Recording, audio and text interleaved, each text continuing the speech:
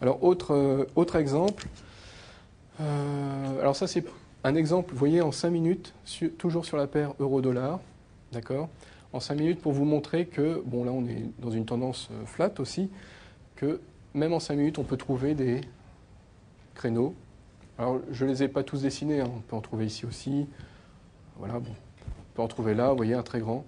Alors ce graphe résume un petit peu tout, c'est-à-dire que en 5 minutes, vous voyez, tout à l'heure, on était en quotidien, on avait notre comportement en créneau. En 5 minutes, on a également les comportements en créneau.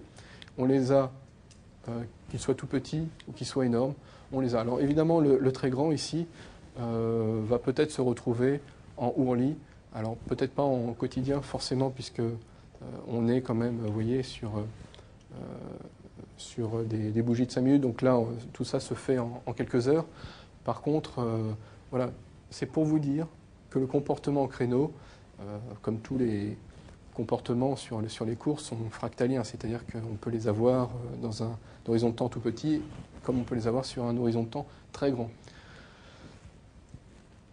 Alors, ce qui permet, ça dépend après de votre horizon de temps, de vous positionner, quel que soit finalement votre type de trading, hein, que vous soyez en scalping, en day trading ou en swing trading. Voilà, on en a également, vous voyez, à l'inverse, à la baisse, hein, puisqu'un créneau, ce n'est pas forcément une montée, une zone plate et ensuite une descente, c'est également une descente violente, puis une zone de consolidation, puis on revient au niveau précédent. Voilà, et là on actualise un petit peu nos graphes avec, alors ici on est le 22 mai, donc c'est la séance de vendredi, et vous voyez la tendance est baissière. La tendance est baissière et nous avons quand même, alors elle est baissière hein, sur les jours précédents, et nous avons quand même des créneaux possibles.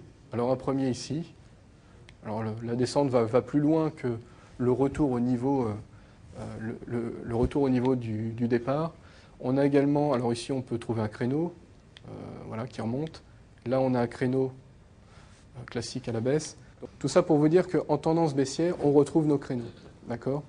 On retrouve nos créneaux,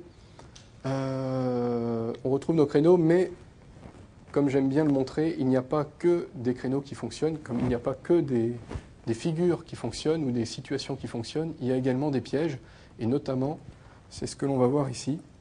Voilà. Vous voyez, on a une zone de, voilà, le haut du créneau, enfin là c'est le bas parce que c'est un créneau qui commence par la descente.